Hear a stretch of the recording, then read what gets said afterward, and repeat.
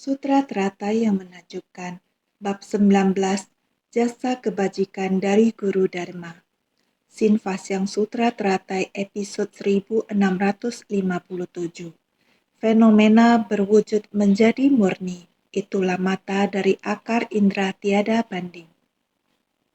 Disebut akar indera tiada banding adalah disebabkan 6 akar indera berupa mata dan lainnya memiliki kekuatan unggul yang bersifat mendukung, dapat menerangi kondisi luar dan membangkitkan kesadaran untuk menunaikan kegunaan dari akar indera.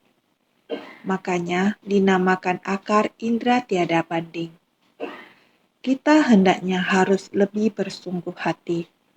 Kita harus ingat saat akar indera, objek indera, dan kesadaran kita berinteraksi.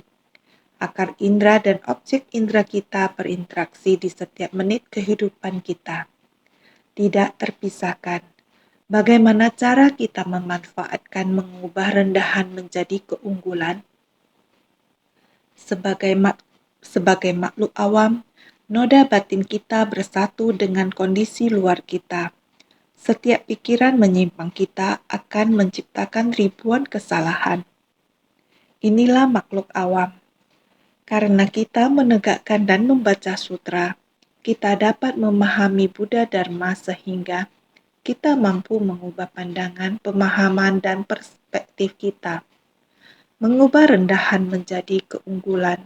Oleh karena itu, yang kita katakan sebagai akar indera tiada banding adalah 6 akar indera berupa mata dan lainnya. Mata, telinga, hidung, lidah, tubuh, dan pikiran bersatu. Ini disebut sebagai 6 akar indera. Memiliki kekuatan unggul yang bersifat mendukung. Ini berarti dapat membantu kita. Apabila kita dapat menggunakannya dengan baik, 6 akar indera kita tidak boleh berkurang satu. Kekuatan unggul dapat membantu kita menambah pelatihan diri kita menjadi mudah, sehingga pelatihan diri kita sempurna dan lancar. Oleh karena itu, kita harus merasa bersyukur setiap hari. Bersyukur karena kita memiliki 6 akar indera yang sempurna, yang membuat kita memiliki tubuh yang sehat, memiliki pandangan dan pemahaman yang benar. Sehingga semua yang kita kata-kata bajik dan suara bajik yang dengar, inilah yang harus kita syukuri. Ini adalah kekuatan unggul yang bersifat mendukung, yang dapat meningkatkan kekuatan kita. Oleh karena itu, dapat menerangi kondisi luar dan membangkitkan kesadaran. Indera penglihatan kita dapat melihat begitu banyak hal yang ada di dunia. Apapun yang kita temui di luar, saat kejadian tersebut masuk ke dalam kesadaran kita, kita dapat menganalisanya dengan sangat jelas tanpa adanya kesalahan. Maka untuk menunaikan kegunaan dari akar indera, 6 akar indera kita, tujuan dari akar indera mata, hidung, lidah, dan tubuh juga sama. Kita telah dilengkapi oleh 6 akar indera, sehingga kita dapat menyelesaikan hal yang seharusnya kita lakukan. Kita dapat melakukannya tanpa kesulitan, membuat kita dapat secara bebas mengembangkan ke arah yang baik, memberi manfaat kepada orang lain dengan masuk ke kerumunan orang banyak dan masuk ke kumpulan orang banyak untuk memberi manfaat kepada orang lain. Diri sendiri menerima dan menegakkan dharma, dan juga tekun dan lain-lain. Semua ini dapat kita selesaikan. Kita harus dilengkapi dengan 6 akar indera sehingga kita dapat dengan mudah menyelesaikan tujuan, memberi manfaat kepada diri sendiri dan orang lain. Karena demikian, makanya dinamakan akar indera tiada banding. Ini dicapai melalui 6 akar indera kita yang saling berinteraksi. Berdasarkan penggunaannya dibagi menjadi 5 jenis. Mata fisik dapat melihat rintangan dan tidak tembus. Mata dharma hanya dapat mengamati fenomena duniawi. Mata dewa dapat menembus semua tanpa rintangan. Mata kebijaksanaan dapat melihat dan memahami kekosongan. Mata Buddha bersinar bagaikan 1000 mentari. Sekalipun menerangi yang berbeda, namun adalah sama dalam esensi. Mata fisik dapat melihat rintangan dan tidak tembus. Ingat, mata fisik.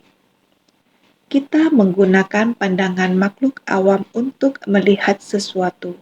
Semuanya adalah halangan, tidak dapat melihat tembus. Sebuah kalimat dikatakan tidak dapat melihat jelas, artinya tidak dapat melihat tembus. Ini adalah mata fisik. Bagaimana dengan mata dharma? Mata dharma adalah untuk mengamati fenomena duniawi kita. Kita dapat menganalisa fenomena duniawi adalah seperti demikian. Dalam hal duniawi pada umumnya, kita dapat membedakan benar dan salah dengan sangat jelas. Kehidupan orang-orang duniawi, kehidupan di dunia, apakah itu benar atau salah? Mata dharma dapat menganalisanya. Ketika kita dalam pembinaan diri, kita lebih kurang jelas terhadap prinsip kebenaran. Kita mendengar dengan jelas. Ketika merenungkannya, kita dapat melihatnya dengan jelas. Hubungan antar sesama manusia kita juga dapat memahami dengan jelas. Ini disebut mata dharma. Mata dharma adalah untuk melihat hal-hal yang mengambang di atas. Fenomena yang muncul ini, kita dapat melihat wujud yang terlihat dan kasar ini, tetapi kita dapat menganalisanya. Mata dewa dapat menembus semua tanpa rintangan. Mata dewa tidak hanya melihat keduniawian dan langit. Ini seluruhnya adalah kebajikan tanpa kejahatan. Yang dilihat oleh mata dewa ini semuanya adalah kebajikan. Yang dianalisa semuanya adalah kebaikan. Mata kebijaksanaan. Mata kebijaksanaan melampaui masa lalu. Baik dan buruk meskipun dipahami hingga tuntas. Akan tetapi, tidak baik dan buruk. Yang menghalangi kita segalanya adalah kosong. Baik dan buruk semuanya dipahami hingga tuntas. Begitu banyak kenikmatan di dunia, kenikmatan pada akhirnya hanya kosong. Keburukan memamerkan kekuatan, pada akhirnya hanya kosong. Segalanya di dunia adalah kosong. Harus mengenal dharma dengan jelas. Segalanya adalah kosong. Setelah mengenali dengan jelas, masih harus menumbuhkan kebijaksanaan. Ini adalah keberadaan menakjubkan. Karena keberadaan menakjubkan, dia tahu di dunia dharma kekosongan hanya ada satu tidak terlihat. Akan tetapi, pasti ada rasa ingin mengejar. Maka Sang Buddha, beliau pergi mengejarnya. Ini adalah kebenaran sejati di dunia. Tidak terlihat dan tidak dapat dirasakan. Hanya diri sendiri menyaring, merenungkan dengan sebaiknya agar alam semesta dan alam semesta kecil di tubuh kita berpadu dengan sebaik-baiknya. Telah dipahami dengan sepenuhnya, berpadu menjadi satu dengan alam semesta. Sifat hakiki yang demikian adanya ini telah berpadu. Prinsip kebenaran sejati dengan aspek fisiologis tubuh kita. Konsep sifat manusia ini seluruhnya telah berpadu. Seluruh prinsip kebenaran di dunia dan semua makhluk memiliki kebenaran sejati yang sama-sama baik esensi kebenaran sejati. Ini adalah kebenaran yang menakjubkan. Jadi karena ini, bahwa mata Buddha bersinar bagaikan 1000 mentari. Bagaikan 1000 matahari, demikian berkilau. Bayangkan saja berapa banyak planet yang ada dalam satu tata surya kita. Terang atau gelapnya planet-planet ini tergantung pada matahari yang meneranginya. Misalnya, bumi kita berotasi 24 jam sehari. Jadi kita punya siang dan malam. Untuk mengorbit atau mengelilingi matahari membutuhkan 365 hari atau 1 tahun. Saat bumi berputar mengelilingi matahari, musim pun berubah. Jadi matahari kita mampu berbagi cahayanya dengan begitu banyak planet. Jadi, di dalam alam semesta yang besar ini, hanya dalam satu tata surya saja ada begitu banyak planet. Cahaya yang mereka butuhkan berasal dari sinar matahari yang diberikan oleh revolusi dan rotasinya. Kebijaksanaan Buddha bersinar seperti 1000 matahari. Dengan begitu banyak matahari yang bersinar penuh seperti ini, tidak ada yang tidak terlihat. Kita sebagai makhluk awam tidak dapat melihatnya. Kita masih dalam kegelapan. Jika kita berlindung, maka kita katakan berbalik dari kegelapan menuju terang. Jika kita ingin mengikis kegelapan dan menuju terang, adalah makhluk awam. Makhluk awam berada dalam ketidaktahuan, berada dalam kegelapan. Sedangkan Sang Buddha telah mencapai penerangan sempurna. Tiada prinsip yang tidak diketahui, tiada hal yang tidak jelas. Yang Maha Sadar di alam semesta ini, itulah Sang Buddha. Mata Buddha, sekalipun menerangi yang berbeda, namun adalah sama dalam esensinya. Dia telah membalikkan keterikatan dan pandangan salah semua orang. Hanya mata Sang Buddha yang dapat melihatnya. Dari sudut pandang kebijaksanaan Buddha, beliau melenyapkan semua ekologi dan bentuk yang salah. Oleh karena itu, sekalipun menerangi yang berbeda, namun adalah sama dalam esensinya. Menjadi sebuah kesadaran. Esensi dari sebuah kesadaran, itulah tahtata. Itulah tubuh yang menakjubkan. Jadi benar-benar kosong dan menakjubkan.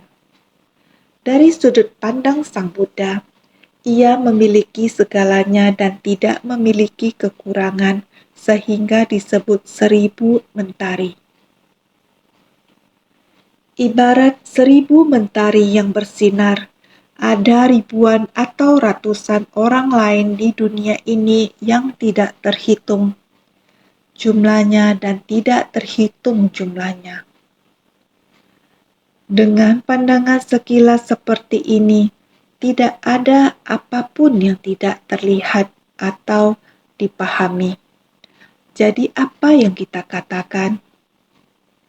Pria berbudi atau wanita berbudi ini dengan mata fisik murni yang terbawa lahir dari kedua orang tuanya.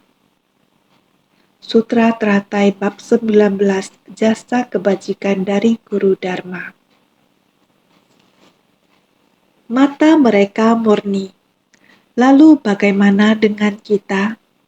Mata kita melihat warna merah, hitam, merah tua, putih, dan seterusnya.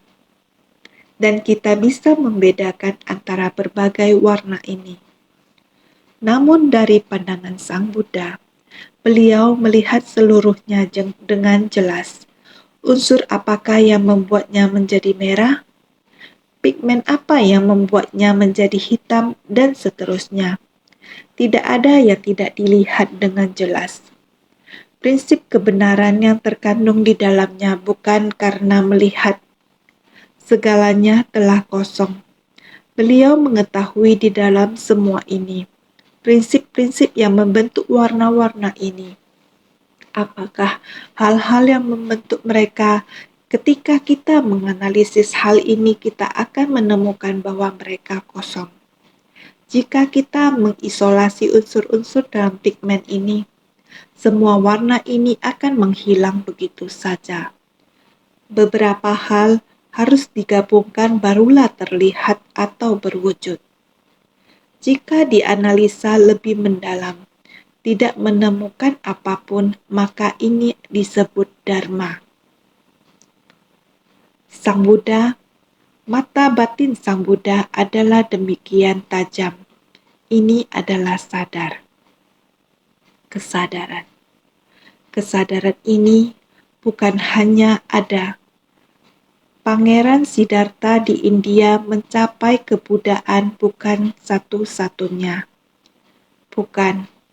Beliau mau memberitahukan kepada kita adalah sifat hakiki kita semua, dan kita juga bisa mengetahui setiap orang memiliki pemikirannya sendiri, perasaannya berbeda, dan perasaan yang berbeda ini saling ada jalinan jodoh menyatu, memahami hal yang sama. Pemahaman yang berbeda itu mereka juga bisa berubah menjadi pemahaman ini. Pemahaman yang sama, sama-sama mengenal dan mengakui, sama-sama menjalani prinsip kebenaran yang sama. Saat ini, Sang Buddha memiliki pengalaman demikian. Seperti pengalaman 1000 hari, beliau mampu mencapai analisa prinsip kebenaran seperti demikian. Kita seharusnya juga bisa. Dari analisa prinsip kebenaran oleh Sang Buddha, kita seperti tahu, seperti melihat, seperti menjalankan. Sama halnya kita bisa memahami begitu banyak.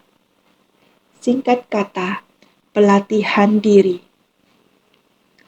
Pelatihan diri harus dipraktikkan dalam tindakan nyata, mulai dari membaca, menganalisa, mendengarkan, memahami makna sutra, hingga praktek dalam tindakan nyata. Tidak ada yang tidak dapat kita lakukan. Banyak hal di dunia ini dipelajari melalui proses dan latihan. Seperti yang dikatakan, menuntut ilmu pengetahuan dan mempelajarinya dari waktu ke waktu. Harus belajar agar kamu memperoleh ilmu yang dipelajari. Tidakkah itu menyenangkan?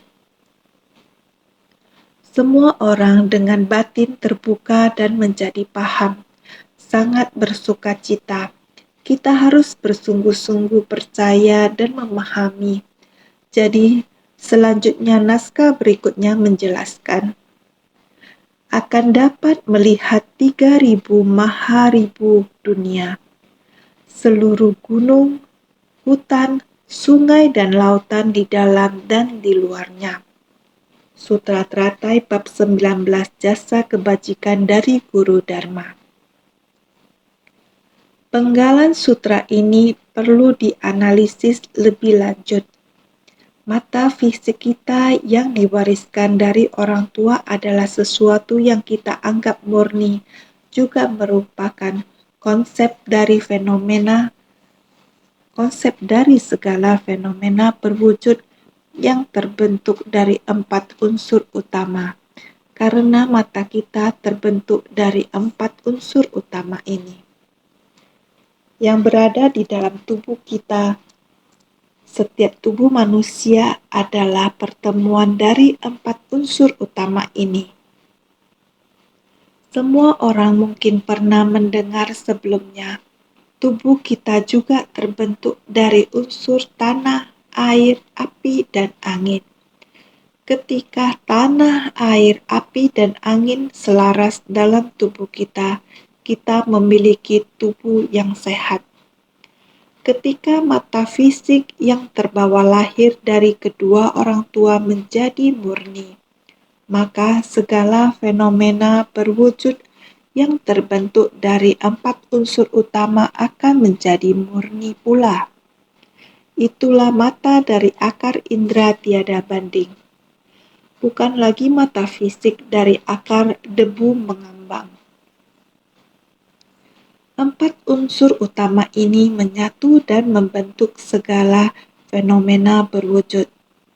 Tidak ada suatu pun yang tidak terbentuk dari 4 unsur utama. Lihatlah, sepotong kayu busuk di atas meja melambangkan ketidakselarasannya 4 unsur utama. Ia pada awalnya adalah pohon, adalah benih, karena ada tanah, ada matahari, ada unsur air, ada udara. Jadi aslinya adalah sebuah pohon. Sangat rimbun dengan kehidupan seperti pohon.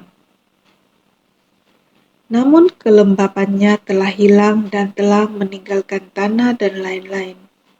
Sebab dan kondisi ini telah hilang sehingga kayunya menjadi kering dan membusuk. Ini adalah karena 4 unsur utama telah terpisah. Sisanya adalah barang yang tidak berguna seperti ini, tidak berfungsi. Ini adalah 4 unsur utama telah berpencar dan kembali pada kekosongan. Sekarang, yang ingin kita katakan kayu ini adalah jenis kayu apa? Tidak terlihat, juga tidak tahu. Singkat kata, segala fenomena berwujud jika telah berpisah dengan 4 unsur utama ini, maka sudah tidak ada lagi kosong. Jadi, segala fenomena berwujud yang terbentuk dari 4 unsur utama. Jika semua ini dipisahkan, maka tidak akan ada apa-apanya dan menjadi hampa. Ini adalah murni tanpa ternoda. Tidak peduli ada udara atau tidak, itu hanyalah sepotong kayu busuk. Dan jika pohon tersebut masih dalam kondisi baik, ia sangat peduli akan kurangnya kelembapan, kurangnya sinar matahari, dan lain-lain, kurangnya udara. Ini semua adalah waktu masih hidup, waktu terbentuk sempurna. Bentuk dan warna ini membuat kita dapat membedakannya. Jadi, 4 unsur utama. 4 unsur utama yang menciptakan bentuk dan penampilan dunia ini termasuk tubuh manusia, termasuk tindakan manusia, termasuk manusia dan lain-lain. Ini disebut fenomena. Segala fenomena berwujud yang terbentuk dari 4 unsur utama. Jadi, kita juga dapat mencemari 4 unsur utama ini. Tetapi ketika mereka kembali ke sifat mereka, mereka adalah murni. Jika kita benar-benar memahami prinsip kebenaran, kita akan kembali ke kemurnian ini. Mata fisik dari orang tua kita saat lahir, dengan mata fisik yang sama, jika kita benar-benar membina diri, maka pandangan kita akan berbeda. Pandangan atau pemahaman kita di masa lalu sekarang berbeda dari pandangan kita saat ini. Sekarang pandangan kita bisa membuat kita menyadari Lepaskan saja, jangan melekat. Berhenti melekat pada sesuatu. Lepaskan, lepaskan, lepaskan semua kerisauan. Kita akan menjadi murni. Jadi, menciptakan mata dari akar indera tiada banding bukan lagi mata fisik dari akar debu mengambang.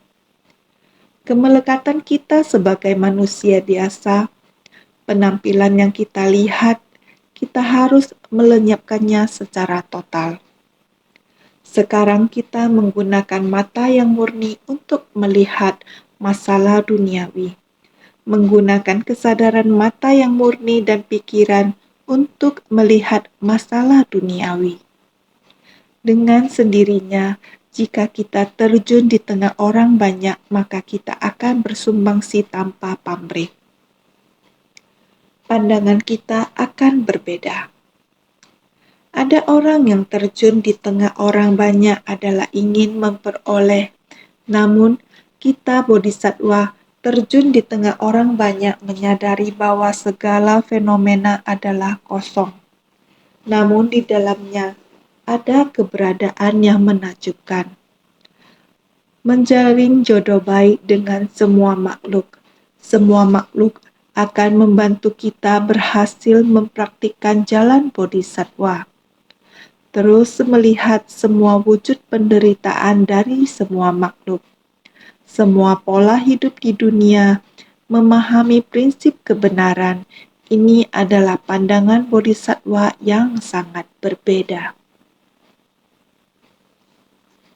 Murni artinya dapat berganti fungsi dengan leluasa. Mata fisik adalah akar debu mengambang. Ketika akar mengambang, kontak dengan 5 objek indrawi akan membantu akar murni untuk mengenali kondisi luar. Sedangkan mereka sendiri tidak dapat mengenali kondisi luar. Akar pikiran debu mengambang adalah batin jasmania. Sejak pertama kali terserap akan melekat pada akar, objek, dan kesadaran pikiran. Pikiran berlari kencang mengikuti perubahan kondisi dan ternoda oleh fenomena dharma. Murni artinya dapat berganti fungsi dengan leluasa. Ini adalah pandangan murni kita. Dengan saling menggunakan pandangan seperti ini, kita semua merasa nyaman. Mata fisik adalah akar debu mengambang. Akar dari debu mengambang.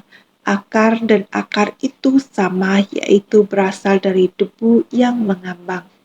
Sesuatu yang hanya tampak di permukaan. Ketika akar mengambang, kontak dengan 5 objek indrawi akan membantu akar murni untuk mengenali kondisi luar. Jika tidak ada akar penglihatan ini, bagaimana kita bisa memahami bentuk segala sesuatu di dunia dan makna yang terkandung di dalamnya? Oleh karena itu, kita juga harus bersyukur atas pandangan ini, atas fungsi mata ini. Jadi, mereka sendiri tidak dapat mengenali kondisi luar. Mata kita sendiri tidak dapat melihat dirinya sendiri. Bagaimana bentuknya? Mata kita selalu melihat orang lain dan tidak bisa melihat ke dalam dirinya sendiri. Refleksi ini hanya melalui refleksi pengetahuan kita sendiri, bukan mata yang melihat pengetahuan kita. Pengetahuan kitalah yang memanfaatkan mata untuk melihat keluar, dan mata tidak bisa melihat pengetahuan kita. Jadi, mata hanyalah sebuah alat yang digunakan semata. Akar pikiran debu mengambang, ini disebut akar pikiran debu mengambang. Hanya sekedar ketidaktahuan dan kerisauan batin. bersama mata digunakan untuk menganalisis. Jika tidak, itu hanyalah sepasang mata. Ketika Sariputra memberikan matanya, saat mata itu diambil, maka ia tidak memiliki fungsi lagi. Ketika mata itu masih ada, ia dapat menggunakannya untuk melihat dunia luar. Namun, ketika mata itu diambil, meskipun ada niat, tetapi tidak ada mata untuk melihat. Jadi bisa dikatakan bahwa akar pikiran debu yang mengambang ini hanyalah alat untuk menganalisis dalam kesadaran manusia biasa. Ini disebut batin jasmania. Jika kita memegang ajaran kebenaran, ini disebut mata murni. Kalau tidak, kesadaran kita sebagai manusia biasa bersama dengan fungsi mata hanyalah sepotong mata yang berdarah dalam panca indera. Hanya sebatas itu, hanya dipinjam oleh kesadaran untuk digunakan. Maka semenjak pertama kali terserap, akan melekat pada akar, objek, dan kesadaran pikiran. Inilah awalnya. Yang terlihat adalah sesuatu yang berbentuk empat segi, dan itu hanyalah tulisan. Hanya sebatas itu yang dipinjam untuk dilihat. Namun begitu melihatnya, pikiran manusia biasa bergejolak dan bergerak mengikuti objek yang dilihat.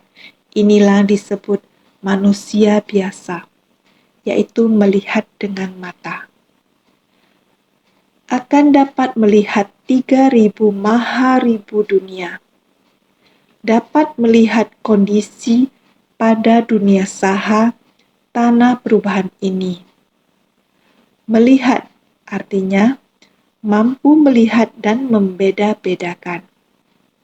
Gunung, sungai, dan lainnya adalah wujud berbeda-beda yang terlihat. Akan dapat melihat 3.000 maharibu dunia. Mata kita masih memiliki fungsi yang demikian. Ia bisa melihat 3.000 maharibu dunia. Kita memanfaatkannya dengan baik. Ia bisa melihat dengan sangat luas. Kita tidak pernah ke tempat manapun. Kita hanya duduk di tempat ini. Semua orang setelah pergi melihatnya pulang dan memberitahu saya, "Wah, saya telah dunia yang manapun. Saat ini koneksi video begitu canggih. Duduk di sebuah kursi, berdiri di satu tempat akan bisa terlihat. Negara yang mana memiliki pemandangan yang bagaimana, kebudayaan yang bagaimana, semuanya dapat dipahami. Tidak perlu keluar juga, sudah bisa melihatnya dengan jelas." Ini adalah menggunakan kesadaran pikiran kita. Lihat apakah Anda ingin menggunakan kesadaran pikiran yang murni ataupun menggunakan kesadaran pikiran yang tercemar.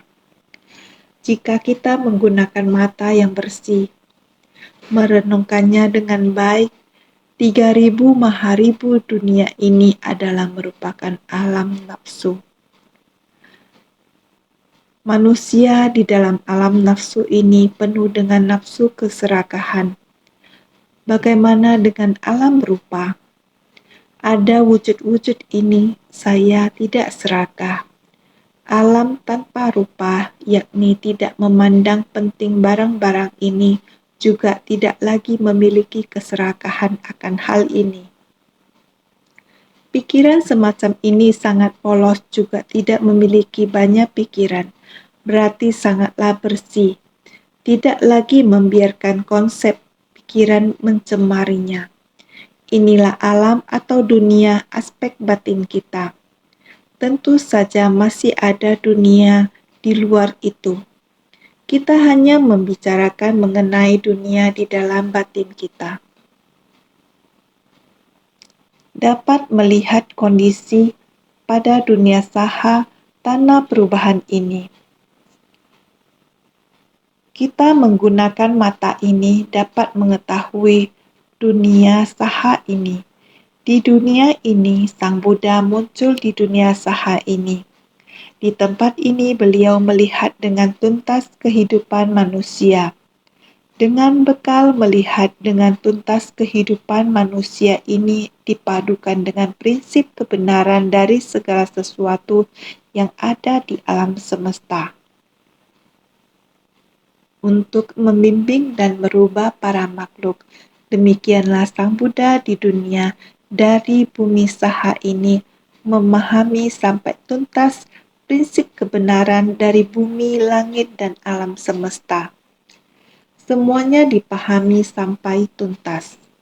Inilah pandangan dari Buddha. Pengetahuan dari Buddha, pandangan dari Buddha juga membutuhkan kondisi lingkungan tertentu. Melalui kondisi akar debu mengambang agar dapat memahami prinsip menakjubkan dari tahtata yang murni ini, maka melihat artinya mampu melihat dan membeda-bedakan. Pandangan adalah melihat dan mengamati yang dapat dilihat. Kita dapat melihat bahwa masalah yang ternoda akan membuat orang awam membangkitkan kegelapan batin. Namun, kita juga dapat menggunakan mata yang jernih murni untuk melihat sampai tuntas segala sesuatu yang berhubungan dengan kehidupan manusia, lalu masuk ke tengah orang banyak untuk mengembangkannya sehingga dapat secara bersungguh-sungguh membimbing para makhluk, mencintai segala makhluk. Pandangan yang jernih murni tidak ternoda. Ini juga adalah pandangan dan pemahaman kita. Mengetahui dan mencerahkan, maka gunung, sungai, dan lainnya adalah apa yang terdapat di atas bumi. Melihat artinya mampu melihat dan membeda-bedakan. Gunung dan sungai semuanya memiliki wujud, adalah apa yang terlihat oleh mata. Mata bisa melihat, dan segala rupa ini adalah wujud yang terlihat. Jika kita jelas akan hal ini, maka satu akar telah jelas. 6 akar akan menjadi tuntas. Maka memberitahukan kepada kalian, kalian semuanya harus sangat bersungguh hati. Seluruh gunung, hutan, sungai, dan lautan di dalam dan di luarnya. Di dalam dan di luar adalah merujuk pada balasan karma berupa lingkungan, hunian, dan balasan karma langsung. Di luar adalah merujuk pada balasan karma berupa lingkungan hunian, berupa negeri di dunia ini. Di dalam adalah merujuk pada balasan karma langsung. Badan jasmani diibaratkan bumi, rambut diibaratkan hutan, pembuluh darah diibaratkan sungai, perut dan organ dalam diibaratkan lautan. Di dalam dan di luar, ini harus dibedakan antara balasan karma berupa lingkungan hunian dan balasan karma langsung. Kita dilahirkan di dunia ini, kita semua memiliki balasan karma berupa lingkungan hunian dan balasan karma langsung. Kita semuanya saat ini memiliki balasan karma yang sama. Di dunia ini, kita masing-masing memiliki lingkungan dan keluarga sendiri. Kita bersandar pada sebab dan jalinan jodoh masing-masing. Terlahir di satu wilayah tertentu, ini ditentukan berdasarkan tempat, dunia, dan dunia saha ini.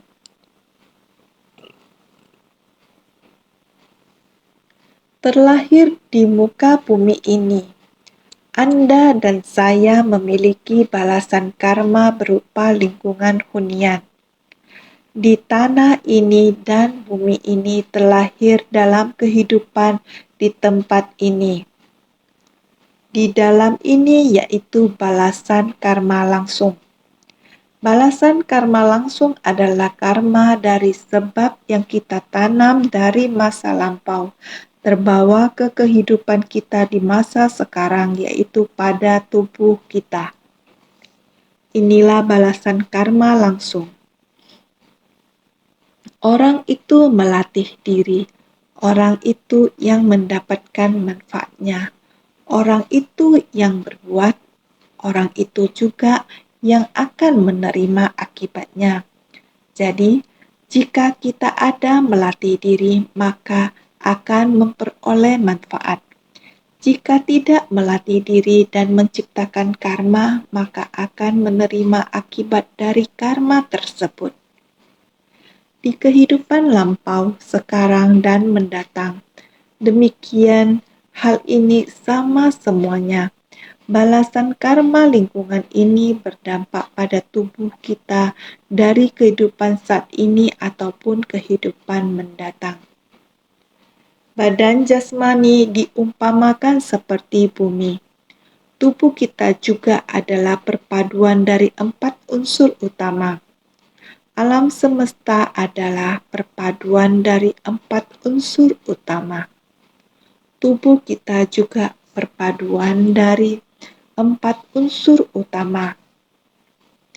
Jadi disebut alam semesta besar dan alam semesta kecil. Tubuh kita diumpamakan seperti tanah. Rambut diibaratkan hutan. Seperti di atas bumi kita ada banyak hutan. Pembuluh darah diibaratkan sungai. Darah kita itu mengalir, diumpamakan sebagai sungai. Perut diibaratkan laut. Air yang diminum bisa mengalir keluar. Ini adalah sebuah perumpamaan. Oleh karenanya ada alam semesta besar, ada alam semesta kecil. Perumpamaan seperti ini, oleh karena itu kita ada. Balasan karma berupa lingkungan hunian dan balasan karma langsung. Lingkungan hunian adalah lingkungan hunian berupa terlahir di atas bumi ini, bergantung pada sebab kondisi dan balasan karma dari masing-masing orang. Kita terlahir dalam kondisi yang berbeda. Tubuh dewasa dalam lingkungan yang berbeda. Sudah dewasa tubuh kita sendiri. Tubuh sendiri sebenarnya kita telah melakukan hal apa? Apakah kita mengarah ke yang jahat atau mengarah ke yang baik? Ini adalah ada ini. Balasan yang harus diterima setelah melakukan sesuatu. Ini adalah apa yang dilakukan pada kehidupan lampau. Yang menjadi sandaran kita pada kehidupan ini, maka kita sudah ditentukan akan berada di mana. Lantas tubuh yang telah kita dapatkan sekarang, kita mestinya melakukan apa? Kita sendiri harus sangat jelas. Kita juga memiliki sebuah gunung, sungai, dan bumi. Kita memiliki sebuah alam semesta kecil. Bagaimana kita harus membuat 4 unsur utama kita selaras? Bagaimana agar 4 unsur utama bisa bersumbangsi demi segala sesuatu di atas bumi? Kita harus selalu sangat bersungguh hati untuk menghayatinya. Balasan karma berupa lingkungan hunian adalah negeri tempat dilahirkan, di mana badan bersandar, makanya dinamakan balasan karma berupa lingkungan hunian. Balasan karma langsung adalah tubuh dari 5 agregat. Balasan karma langsung disebabkan kekuatan karma sehingga menerima balasan karma berupa tubuh jasmani ini. Makanya dinamakan balasan karma langsung. Dikarenakan ada tubuh untuk bergantung, makanya ada negeri untuk bersandar. Makanya negeri juga dinamakan sebagai balasan karma. Balasan karma berupa lingkungan hunian adalah negeri tempat dilahirkan, di mana badan bersandar. Seluruh negeri di dunia ini masing-masing memiliki sebab dan kondisi yang berbeda. Yang lahir di atas bumi ini, seluruh tubuh jasmani kita lahir pada tempat tersebut. Makanya dinamakan balasan karma berupa lingkungan hunian. Negeri yang berbeda, kita lahir berdasarkan tempat tersebut, lahir dengan demikian. Oleh karena itu, buah balasan langsung yakni adalah tubuh jasmani dari 5 agregat. 5 agregat adalah rupa, perasaan, persepsi, dorongan pikiran, dan kesadaran. Ketika semua dipadukan menjadi satu keseluruhan, kita bisa hidup dan bertindak, menciptakan segala sesuatu sehingga balasan karma langsung adalah tubuh dari 5 agregat. Kekuatan karma kehidupan kita pada masa lampau adalah demikian, membuat kita merasakan imbalannya ketika berada pada tubuh ini. Ini merupakan kekuatan karma kita. Oleh karena itu dinamakan balasan karma langsung. Tubuh jasmani kita sendiri karena 5 agregat kita berpadu. Perasaan kita berwujud dan perasaan seluruh keberagaman rupa yang kita lihat, semua yang kita rasakan, apakah kita merasakan keserakahan atau kita merelakannya? Perasaan diri kita sendiri, perasaan dan perspektif kita sebenarnya harus berpikir rupa yang terdapat di dalam batin kita. Apa yang harus kita lakukan sehingga rupa, perasaan, perspektif, dorongan pikiran ini setelah berpikir kemudian bertindak? Apakah tindakan Anda jahat atau baik? Inilah 5 agregat yang tidak terlepas dari kehidupan kita. Setelah dilakukan kembali kepada kesadaran, kesadaran itu kesadaran ke-8. Ini sering berkata segala sesuatu yang dilakukan diringkaskan di kesadaran. Tidak bisa membawanya di masa depan. Karmalah yang menyertai. Segala perbuatan baik dan jahat yang dilakukan diringkaskan di kesadaran. Kesadaranlah yang menugaskan kita. Distribusikan ke balasan karma lingkungan dan balasan karma langsung. Tetap sama, kita harus bereinkarnasi seperti ini. Dunia ini banyak kehidupan seperti ini di mana kita tidak bisa menahan diri. Demikianlah makhluk awam. Dan kita harus bagaimana agar menjaga dengan baik akar kita. Kelima akar kita ini memanfaatkan kesadaran murni kita. Inilah bagaimana kita melakukan balasan karma langsung. Mengubah kekotoran menjadi kemurnian. Jadi, dikarenakan ada tubuh untuk bergantung, makanya ada negeri untuk bersandar.